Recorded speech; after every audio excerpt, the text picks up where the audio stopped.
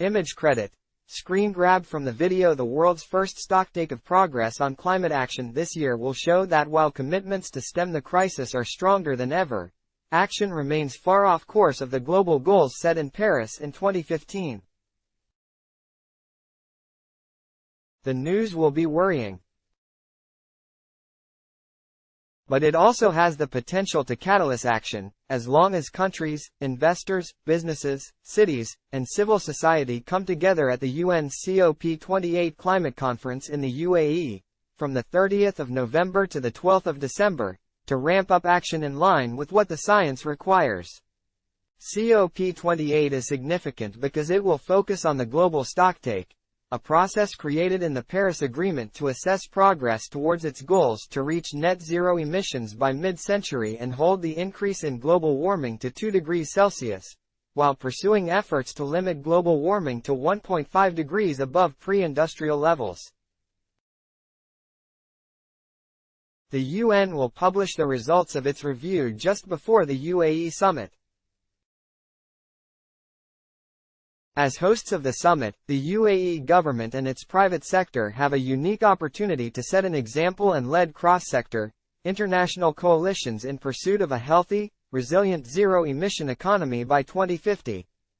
Read more commentary on COP28. COP28 will be the UAE's biggest event in 2023. Innovation holds the key to tackling global climate challenges. UAE in Green Spotlight as host of COP28. Why methane reduction should dominate COP28. Doubling generation of renewable electricity. With this in view, and building on the ongoing efforts of the UAE government to engage with the local community, the United Nations Climate Change High-Level Champions, UAE Presidency and Dubai Chamber are hosting an event in Dubai on the 29th of May to share their work and plans with local stakeholders including businesses, civil society and youth, to inspire local participation.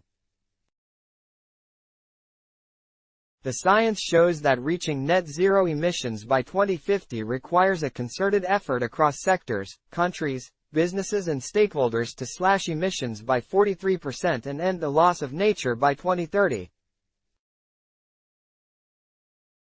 According to the International Energy Agency, we need to double generation of renewable electricity by 2030, reaching 60% of total electricity production from renewable sources compared to 29% generated in 2021. This must be accompanied by greater emissions reductions across all sectors and improving energy intensity at a rate 3 times higher than the improvements we witnessed in the past 2 decades. At the same time, we need to help at-risk communities adapt to the impacts of climate change they are already experiencing, such as extreme temperatures, rising sea levels and food and water shortages. This transformation will be difficult and costly, but it offers major economic opportunities too. Emission reductions in 11 major sectors are expected to generate $12 trillion in revenue by 2030, according to McKinsey. Adaptation investments of up to $1.8 trillion in this decade could generate $7.1 trillion in net benefits, according to the Global Center on Adaptation. A nature-positive economy, meanwhile, could unlock $10 trillion in business opportunities and create 395 million jobs by 2030, according to the World Economic Forum. United in the UAE at COP28, the UAE presidency will galvanize action to both increase finance and embrace nature-based solutions such as reforestation and ecosystem protection.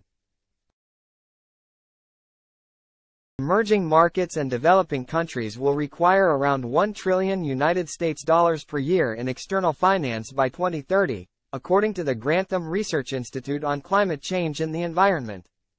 However, developed countries have yet to meet a pledge to mobilize $100 billion per year in public and private climate finance promised by 2020. The UAE aims to double global finance for adaptation in vulnerable countries to $40 billion per year. We also intend to finalize decisions on what a global goal on adaptation should comprise and how it should be measured, and to operationalize a global fund to help countries that have sustained losses and damages from climate change. To make COP28 a success, however, we need businesses, investors, cities, regions and civil society to join governments in driving this transformation. Abdullah bin Zayed launches COP28 UAE logo. COP logo reflects solidarity, action. WAM image credit. WAM Race to Zero and Race to Resilience. That's why the Paris Agreement established the role of the Unclimate Change High-Level Champions to accelerate and amplify climate leadership from the private sector and subnational governments around the world. Momentum is already growing. The Unbacked Race to Zero campaign, launched by the high-level champions in 2020, is mobilizing over 8,000 companies, 500 financial institutions, and 1,000 cities behind action plans for net zero emissions by 2050. The Race to Resilience campaign, launched in 2021, is similarly rallying the private sector and local governments to build resilience for 4 billion people by 2030, with over 2,000 organizations committed. In the run-up to COP28, the champions are working with the private sector and subnational governments to step up local participation in both the Race to Zero and Race to Resilience.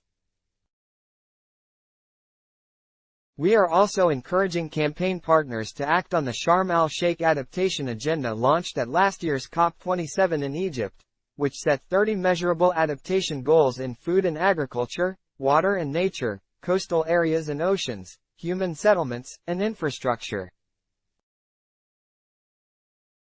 By bringing actors from the real economy together with governments in the UAE, and supporting participation from youth, women, and small island and developing countries on the front lines of climate change, the aim is to make COP28 an inclusive space for innovative solutions that will shape the course of an economic transformation towards net zero.